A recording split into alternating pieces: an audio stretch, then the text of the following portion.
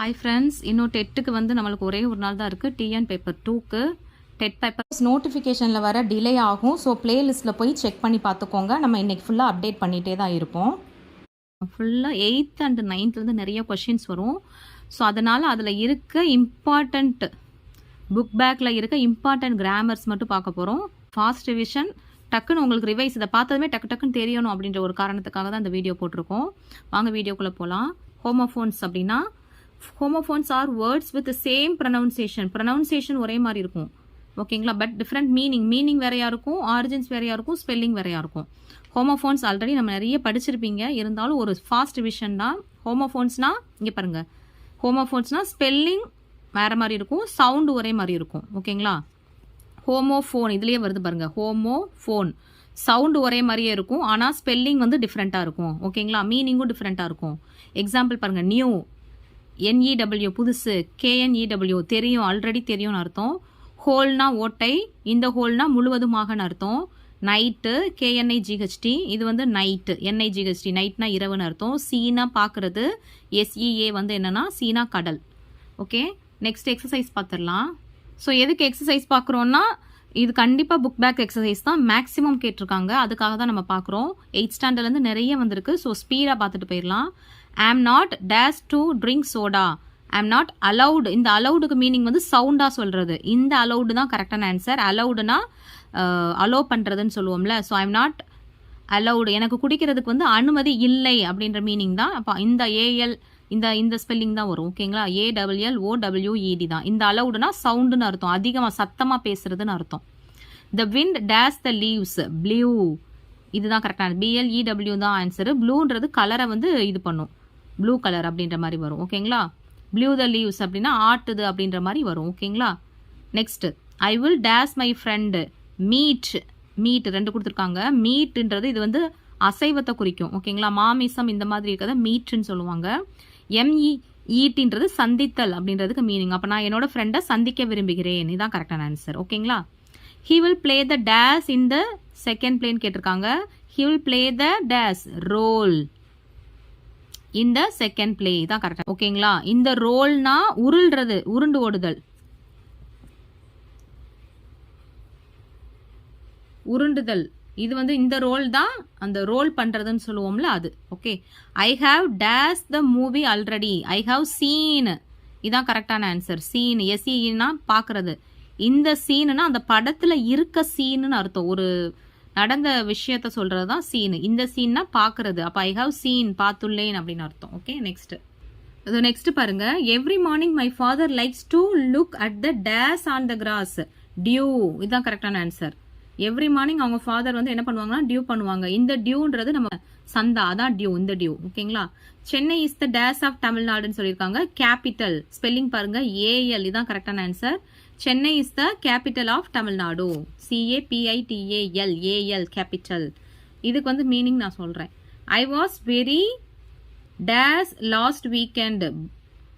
Board பாருங்க, போர்டுனா போர் அடிச்சிச்சு அப்படின்னு சொல்றது, நம்ம போரிங்கா இருக்குன்னு சொல்றது. இந்த போர்டு பிளாக் போர்டை மென்ஷன் பண்ணோம், okay? The cat caught the dash of mouse. Scent of, இந்த ஸ்பெல்லிங் இது கண்டிப்பா பாருங்க, கன்ஃபியூஸ் ஆயிடும். The cat caught the dash of மவுஸ்னா SCENT. இது எப்படி நீங்க ஞாபகத்தில் வச்சுக்கலாம்? ஷார்ட்கட்டு சி வந்ததுனால இந்த சி வராது, ரெண்டுமே ஒன்று. கேட்டுக்கு ஆப்போசிட்டு மவுஸ் தானே, அப்போ சியும் வராது அப்படின்னு சொல்லிட்டு எஸ்ஸை போட்டுக்கோங்க, ஓகேங்களா?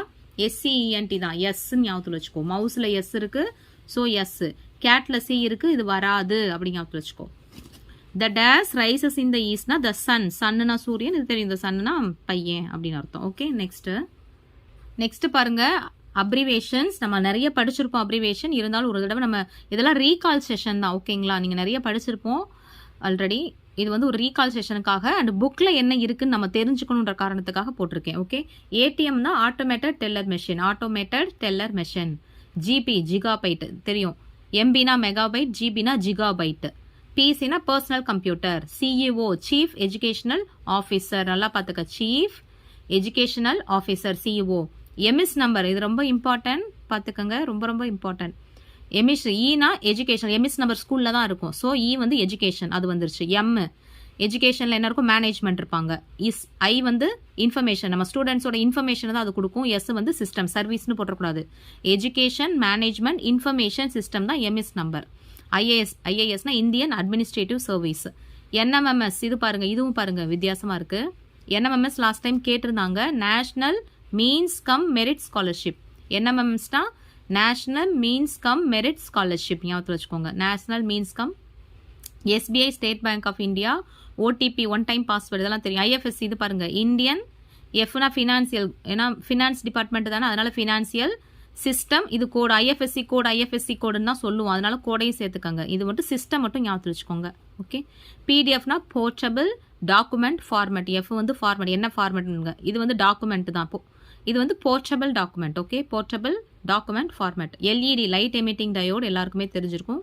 லைட் எல்இடி லைட், அப்போ லைட்டில் ஸ்டார்ட் ஆகும், எமிட் வெளிச்சத்தை கொடுக்கும், டயோடுன்னு ஞாபகத்தில் வச்சுக்கோங்க. இது வந்து இது பாருங்கள், ஸ்காலர்ஷிப், நம்ம படிப்பு சம்பந்தமாக இதெல்லாம் வந்திருக்கு. இந்த எம்எஸ், ஐஏஎஸ் இதெல்லாம் ரொம்ப இம்பார்ட்டன்ட், வித்தியாசமான பேர். அன்இன்டரப்டபிள் பவர் சப்ளை. இது ஒரு தடவை உங்களுக்கு ரிவிஷனுக்கு சொல்கிறேன், ஒரு தடவை சொல்லி பார்த்துக்கோங்க. ஏடிஎம்னா என்ன, ஆட்டோமேட்டட் டெல்லர் மெஷின். ஜிபினா ஜிகாபைட்டு, பிசினா பர்சனல் கம்ப்யூட்டர். சொல்லி பாருங்கள் நீங்களும் ஒரு தடவை படிச்சுட்டு. CEO chief educational officer. MS நம்பர்னா எஜுகேஷன், எம்முக்கு என்ன வரும், எஜுகேஷன் மேனேஜ்மெண்ட் இன்ஃபர்மேஷன் சிஸ்டம். ஐஏஎஸ்னா இந்தியன் அட்மினிஸ்ட்ரேட்டிவ் சர்வீஸ். என்எம்எம்எஸ்னா நேஷனல் மெரிட் மெம்பர்ஷிப் ஸ்காலர்ஷிப்பு, இதெல்லாம் சிஸ்டம்னு வச்சுக்கோங்க. SBI, state bank of India, OTP, one time password.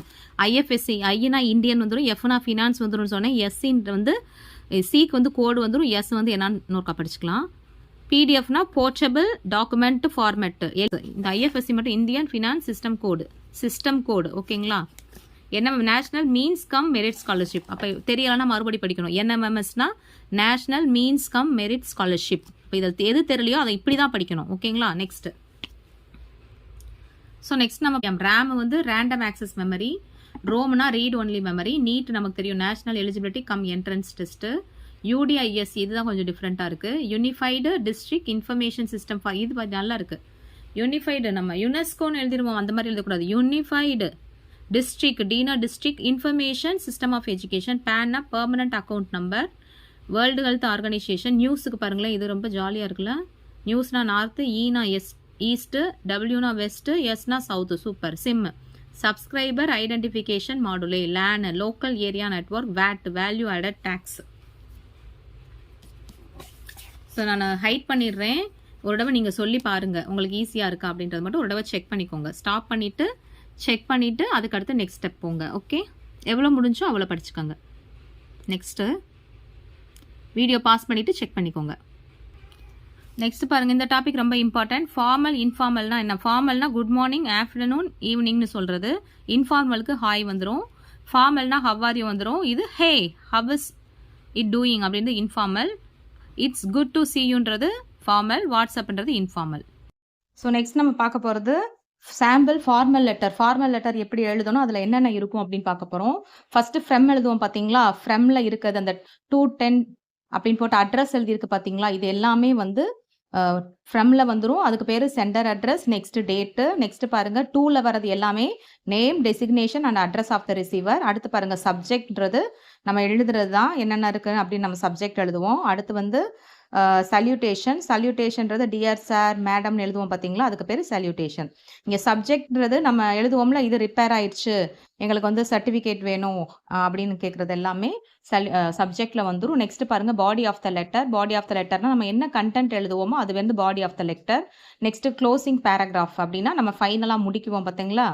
We request you to grant me அப்படின்ற மாதிரி குடிக்கிறது பேர் க்ளோசிங் பேராகிராஃப். நெக்ஸ்ட் காம்ப்ளிமெண்ட்ரி வந்து தேங்க்யூ.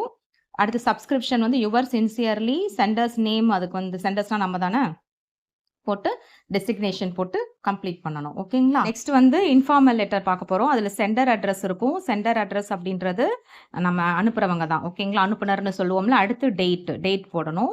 நெக்ஸ்ட் பாருங்கள், சல்யூட்டேஷன்னா அங்கே வந்து நம்ம என்ன ரெஸ்பெக்டட் சார்னு பார்த்தோம். இங்கே salutation dear mother, dear uncle அப்படின்னு. பாடி ஆஃப் த லெட்டர்னா ஆல்ரெடி எழுதுனா கண்டென்ட் தான். இது எல்லாமே சேமாக தான் வரும். ஓகேங்களா. ஸோ நெக்ஸ்ட்டு பார்க்கலாம்.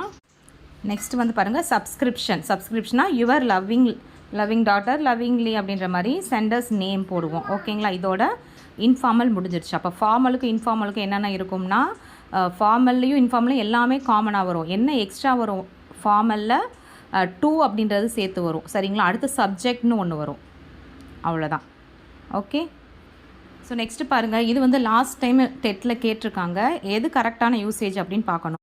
ஐ cannot cope up with this ப்ரெஷர்னு போட்டிருக்காங்க. அது வந்து ராங்கு. ஏன்னா காப்புன்னு வரும்போது அப் போடக்கூடாது, வெறும் வித் மட்டும்தான் வரும் அப்படின்றது தான் இங்கே மென்ஷன் பண்ணியிருக்காங்க. ஓகே.